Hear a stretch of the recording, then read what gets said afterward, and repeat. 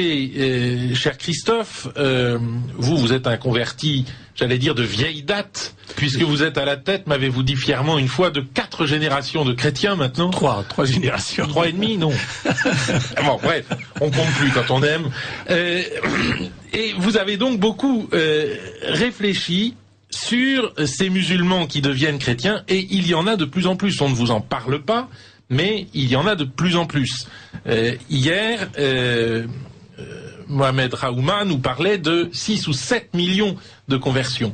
Hein, donc c'est énorme. Et ce sont des conversions qui sont, pour la majorité, en pays musulmans. C'est ça qu'il faut savoir. En fait, elles sont beaucoup plus nombreuses dans les pays de l'islam, malgré les difficultés, que dans les pays d'Occident où il y a normalement la liberté. Mais comment les connaît-on, ces conversions, puisque ces gens ne disent pas qu'ils sont convertis? Ils ne peuvent pas. En réalité, c'est un petit peu le sujet du livre, que j'ai conçu en 3 parties. La première partie, il s'agit donc pour faire connaître ces nombreuses conversions. Il a raison pour lesquelles elles existent aujourd'hui. La deuxième partie, ce sont les difficultés, justement, qui empêchent, malgré tout, certaines d'aboutir. Et puis la troisième partie, c'est un peu ce qu'apportent ces convertis à l'Église. C'est un petit peu le sous-titre, signe des temps pour l'Église. Alors, ces conversions nombreuses, et comment on le sait? Il faut faire juste un petit rappel historique. Quand l'islam a conquis tout ce vaste espace du sud de la Méditerranée et au-delà à l'est, eh bien, il a imposé très vite une coupure avec la civilisation chrétienne, avec les États chrétiens. D'ailleurs, on connaît les épisodes, puisque tout s'est arrêté, on va dire, à Poitiers, même si ça a duré quand même quelques siècles après. L'Espagne 732. Voilà, mais l'Espagne est restée conquise et islamique, enfin en tout cas musulmane, jusqu'en 1453. Voilà, jusqu'à la fin du XVe siècle. Eh bien, c'est intéressant de voir, par exemple, ce qui va se passer pour la conversion des musulmans pendant cette période en Afrique du Nord. Je ne parle pas de l'Orient, parce que c'est un peu plus compliqué. Vous parlez de ce que vous connaissez. Voilà, d'abord c'est ma région. Vous êtes originaire d'Algérie. Vous êtes kabyle. Voilà. Alors après 70 ans de combat, le christianisme va disparaître rapidement, mais il faut savoir quand même, il dure jusqu'au XIe siècle. Et on a par exemple ce témoignage de l'émir de Bougie qui demande au pape de l'époque, Grégoire VII, je crois, un évêque pour ses ouailles. Ça veut dire qu'il y avait, au XIe siècle, il y avait encore des chrétiens autochtones. Et donc il y a cette relation épistolaire, un échange de courriers entre les deux. Mais c'est un échange exceptionnel, et en fait, l'islam a été une sorte de glaciation pour ces pays. Alors justement, là on s'aperçoit... Du moins c'est comme ça qu'on le voit nous d'Europe, peut-être que... Mais tout à fait. Parce que la Méditerranée était une sorte de lac, et on allait assez facilement d'un côté à l'autre. Il y avait des échanges, notamment en Andalousie, enfin en Espagne, avec Ibn Rabir, avec Ibn Rushd, donc à Avicenne, etc. Mais alors c'est à ce moment-là, justement, la glaciation n'a pas encore totalement pris. Voilà. Parce que l'ijtihad n'était pas encore promulgué. Donc il y avait encore des possibilités. Par exemple, il y avait les soufis, Hallaj n'avait pas été encore assassiné, etc. Donc il y a encore des possibilités de dialogue qui vont finir. Alors, il y a 2 événements. C'est en effet quelque chose qui intervient en Orient, mais ça j'en parle pas. Mais en Occident, arabes et musulmans, il y a l'arrivée des Almohades. Les Almohades, ce sont des puristes de l'islam qui veulent imposer un islam fondamentaliste, et c'est eux qui vont faire un empire, le plus grand empire musulman en Afrique du Nord, puisqu'il va pratiquement du sud de la Tunisie, de la Tripoli, donc au nord de l'Espagne. Et ces Almohades vont imposer aux chrétiens et même aux juifs de la conversion ou l'exil, ou la mort, évidemment, s'ils ne veulent pas se convertir. Et c'est donc à partir de ce moment-là que les communautés chrétiennes, en tout cas, disparaissent complètement d'Afrique du Nord. Et en revanche, les communautés juives ont réussi à survivre. Alors, donc, on a 3 cas qui sont importants parce qu'ils sont connus, qui montrent à quel point, à partir de ce moment-là, la conversion des musulmans n'est plus possible. Parce qu'il y a un mur, l'Oumma s'est construite elle a imposé sa règle, c'est la loi islamique, la charia, et c'est définitif, on ne peut plus atteindre les musulmans. On a le premier exemple, c'est Saint François d'Assise. Tout le monde sait qu'il a essayé avec le sultan Al-Kamal, je crois, de mémoire. Eh bien, on sait quel résultat, il n'a rien obtenu. Il a envoyé des missionnaires au Maroc, ils ont été exécutés. Et donc, parce que on ne peut plus s'adresser à un groupe de musulmans. Alors, la plus forte raison, c'est une masse de musulmans. Ce n'est plus possible, parce que l'Oumma a imposé une règle par la charia, encore une fois, c'est qu'un musulman doit surveiller son frère musulman. Donc il ne peut plus y avoir de missionnaires. Absolument. Dès que vous avez deux musulmans ensemble, on ne peut plus dialoguer avec eux, parce que ils se surveillent, donc comment parler? On a l'autre exemple, c'est Raymond Lull, donc ce majorquin, qui a appris l'arabe, et qui est parti, comme Saint François d'Assise, dans le but d'évangéliser les musulmans. Donc il part d'abord à un moment donné en Tunisie, il va même en Orient, mais ce qui est intéressant, c'est ce qui se passe à Bougie. Bougie, où cet émir, un siècle avant, avait donc pu demander à un évêque, eh bien le siècle d'après, ce n'était plus possible puisqu'il a été exécuté. Donc il est pas mort tout à fait à Bougie, je crois qu'ils l'ont envoyé à Majorque où il a été enterré finalement, mais il a essayé de s'adresser au peuple de Bougie, de cette ville donc du nord de l'Algérie, et ça n'a pas été possible. Et tout de suite on l'a arrêté. Bon, l'exemple ensuite, on remonte dans le temps, le plus connu c'est Charles de Foucauld. Charles de Foucauld, il n'a pas eu un seul converti.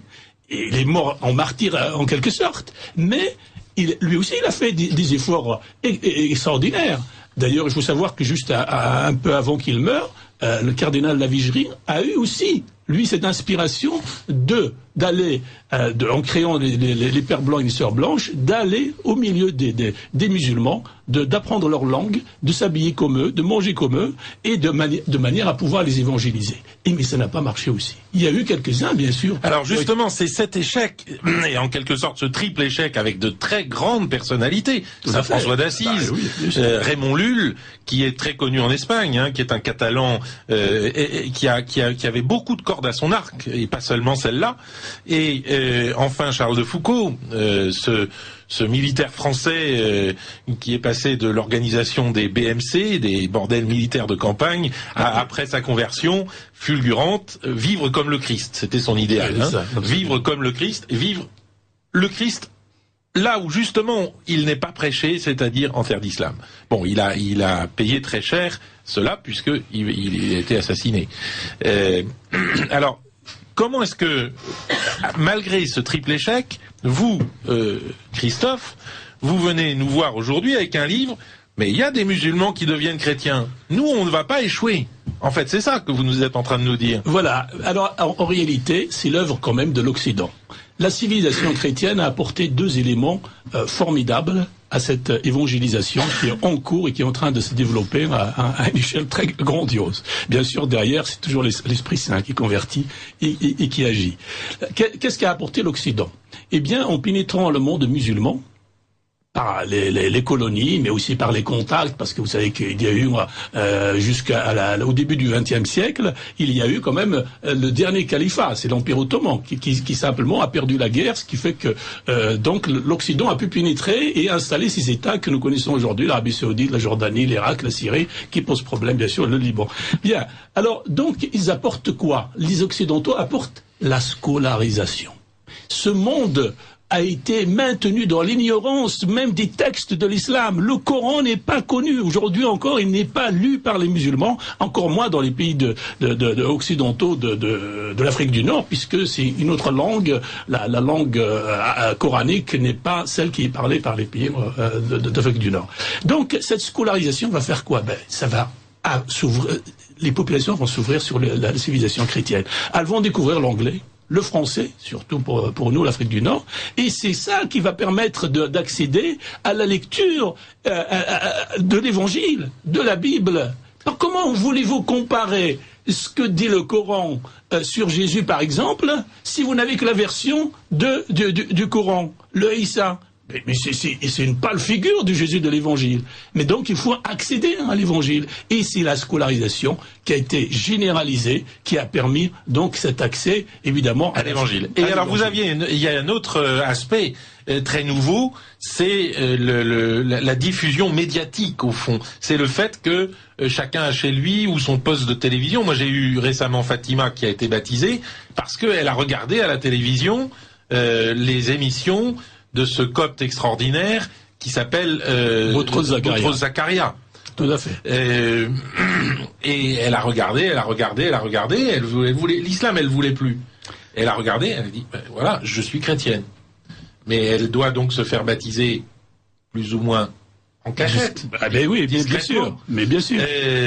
Pour pouvoir affirmer sa foi. Ce qui est contraire à la Déclaration des droits de l'homme de 48, quand même, qui précise dans son article 17 qu'il y a un droit à la conversion.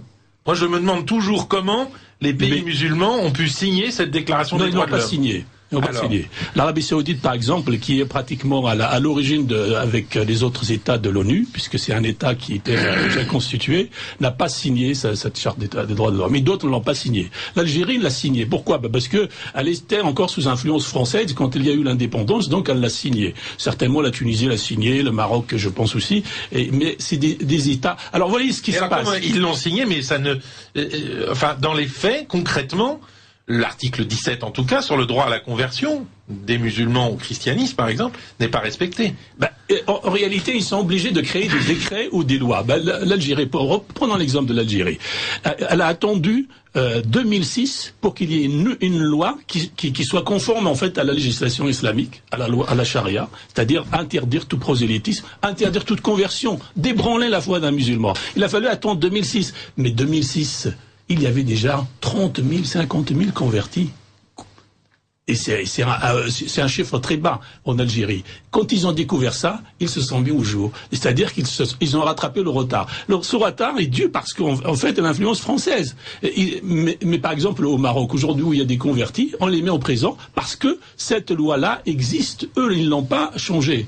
En Tunisie, elle existe aussi. En fait, la charia, même si elle n'est pas mise en avant, même si on a signé la charte des droits de l'homme, c'est elle qui s'applique, c'est elle qui est en autorité parce qu'elle est... Donc en fait, on dit qu'on signe la charte des droits de l'homme de 48, mais on la subordonne à la charia.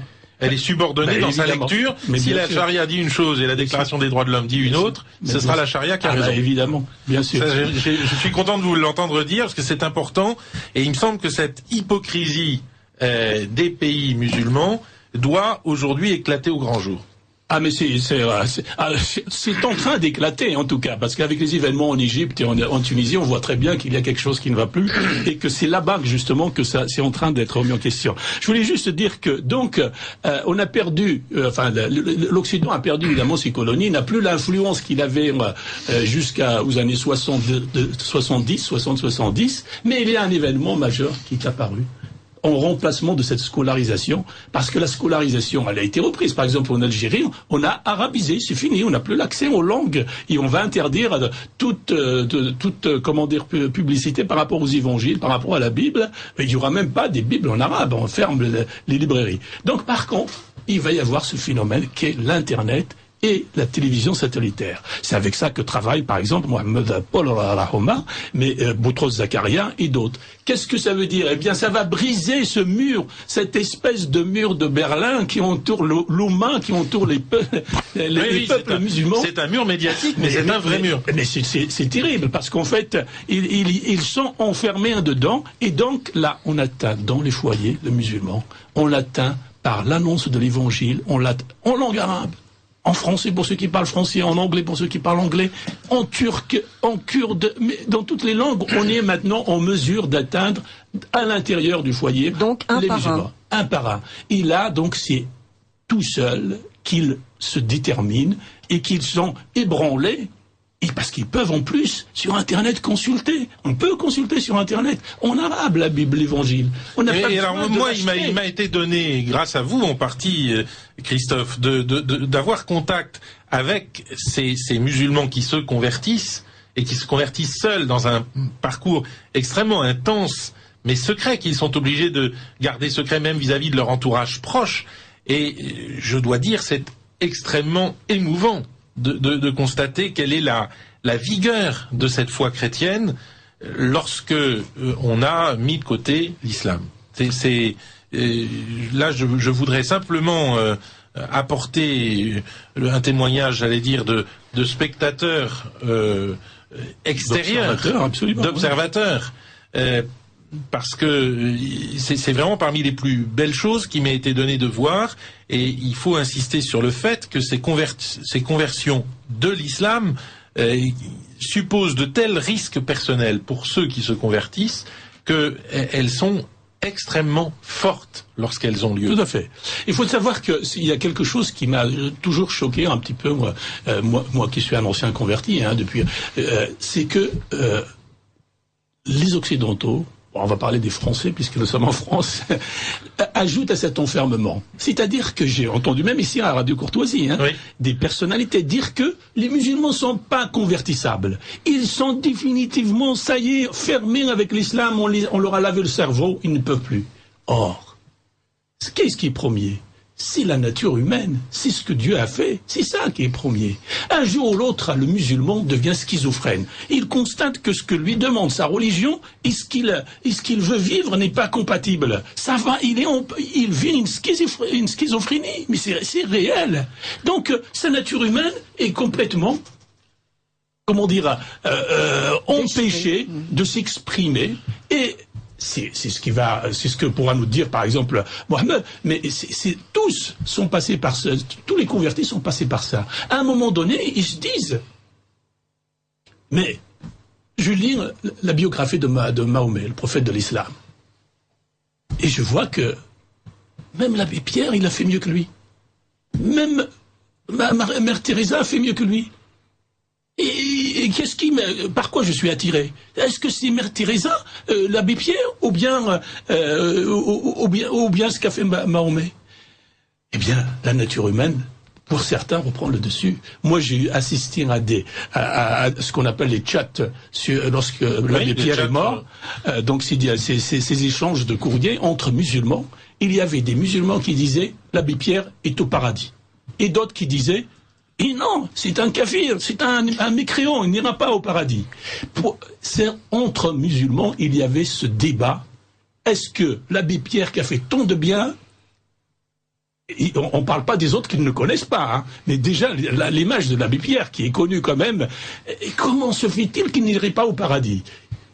Il y a quelque chose qui ne va pas. Alors je me souviens même d'un message d'un musulman qui dit, si l'abbé Pierre, c'est un musulman, si l'abbé Pierre n'est pas au paradis, personne n'ira au paradis. Alors, merci beaucoup de ce très beau témoignage. On peut se procurer donc votre livre aux éditions Cabel, des musulmans qui deviennent chrétiens, signe des temps pour l'Église. Et on peut aussi prendre contact avec votre association jeudi 7 novembre prochain. Jeudi, donc demain, pour malheureusement ceux qui nous écoutent en retransmission samedi, ce sera trop tard. Donc à 19h, à la maison d'Anani, qui est votre maison, Mohamed Raouma, que nous allons entendre maintenant, parlera, et vous pourrez donc, chers amis auditeurs, prendre un contact direct, soit avec Christophe Bilek, qui connaît quand même bien cette question de la conversion et qui assiste régulièrement à des conversions de musulmans au christianisme, et vous pourrez aussi réentendre Mohamed Raouma, que vous allez entendre dans un instant.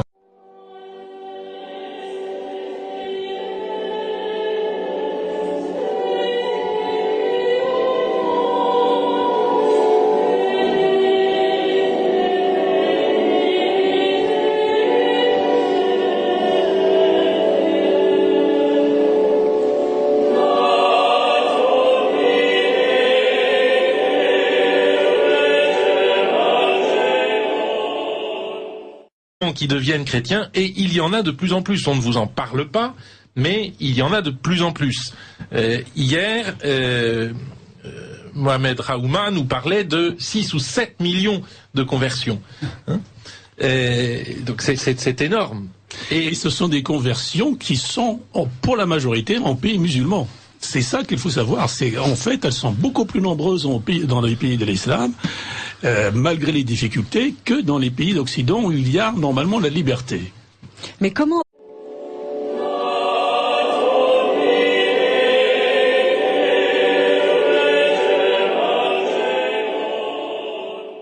vous avez, cher Christophe, vous êtes un converti, j'allais dire de vieille date, puisque vous êtes à la tête, m'avez-vous dit fièrement une fois, de 4 générations de chrétiens maintenant. 3 générations. 3 et demi, non.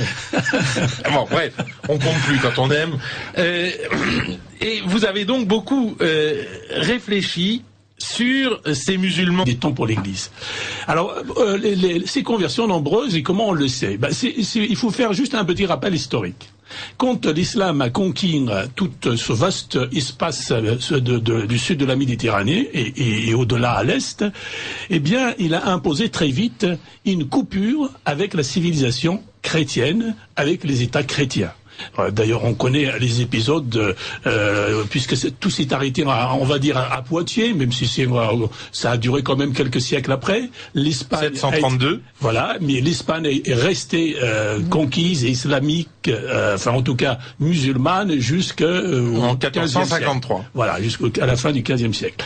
Eh bien, c'est intéressant de voir, par exemple, ce qui va se passer pour la conversion des musulmans pendant cette période en Afrique du Nord. Je ne parle pas de l'Orient, parce que c'est un peu plus compliqué. Vous parlez de ce que vous connaissez. Voilà, d'abord c'est ma région. Vous êtes originaire d'Algérie. Vous êtes kabyle. Voilà. Alors après, donc 70 ans de... Comment les connaît-on ces conversions, puisque ces gens ne disent pas qu'ils sont convertis? Ils ne peuvent pas. En réalité, c'est un petit peu le sujet du livre, que j'ai conçu en 3 parties. La première partie, il s'agit donc pour faire connaître ces nombreuses conversions et la raison pour lesquelles elles existent aujourd'hui. La deuxième partie, ce sont les difficultés, justement, qui empêchent, malgré tout, certaines d'aboutir. Et puis la troisième partie, c'est un peu ce qu'apportent ces convertis à l'Église. C'est un petit peu le sous-titre.